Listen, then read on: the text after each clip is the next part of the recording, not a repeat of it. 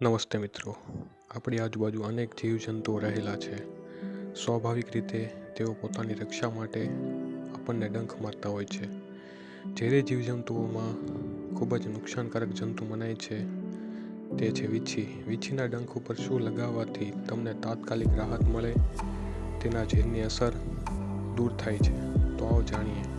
આયુર્વેદ મુજબ આપણા ઘરમાં રહેલી આંબલી એટલે કે સૂકી આંબલી, આ આંબલીના બીજ, જેને આપણે આંબલિયા અથવા કચુકો કહેતા હોઈએ છીએ, લોકો તેને ફેંકી દેતા હોય છે, પરંતુ કચુકા ખૂબ જ ઉપયોગી છે.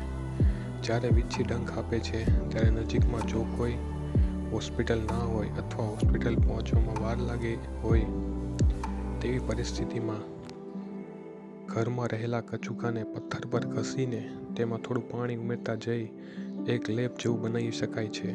આ કચુકાના લેપને ડંખવાળી જગ્યા પર લગાવી દો અને જ્યાં સુધી આ લેપ સુકાય અને ખરી ન જાય ત્યાં સુધી આ કચુકાના લેપને ત્યાં રાખવાનો છે. આ કચુકાના ઉપયોગથી દર્દીને બળતરા ઓછી થશે, ઝેરની અસર ધીમે ધીમે ઓછી થતી જશે, ઝેરનો ફેલાવો પણ અટકી જશે.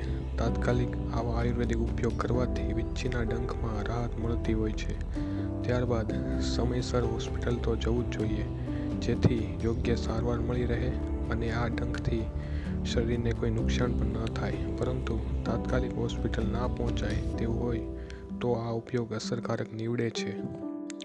દર્દીને ઘણી રાહત મળતી હોય છે. વીછીના કરડવાના વધારે કિસ્સાઓ ગામડાઓમાં વધારે બનતા હોય છે, જ્યાં પ્રાથમિક સારવાર અથવા કોઈ હોસ્પિટલ પણ નજીકમાં હોતી નથી. ત્યારે દર્દીને આ ઉપયોગથી રાહત અપાવી શકાય છે. મારી સલાહ મુજબ સંપૂર્ણ રીતે આ ઘરગથ્થુ નુસ્ખા પર આધાર રાખવો નહીં. સમયસર નજીકના હોસ્પિટલ જઈ આ ઝેરી જીવના ડંખની સારવાર કરાવવી જોઈએ.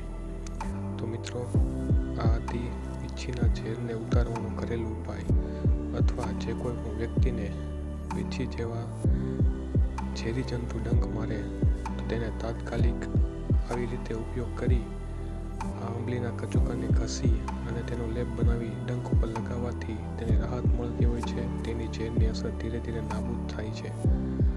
તો મિત્રો, આ વિડીયો એટલો શેર કરજો કે દરેક ગામડાના લોકો સુધી પહોંચે અને આ ઉપયોગથી અનેક લોકોને ફાયદો થઈ શકે.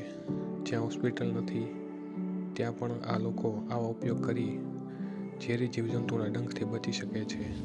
તો મિત્રો, વિડીયો ગમે તો લાઈક કરો, શેર કરો, સબસ્ક્રાઈબ કરો આપણી ચેનલ જાણીએ જેવી વાતો. મિત્રો, થોડા ઘણા સપોર્ટની જરૂર છે. વિડીયો તમને કેવો લાગ્યો કમેન્ટમાં જરૂર જણાવજો. અને હા, ચેનલ સબસ્ક્રાઈબ કરવાનું ભૂલતા નહીં. અસ્તુ. જય માતાજી, જય મોગલ.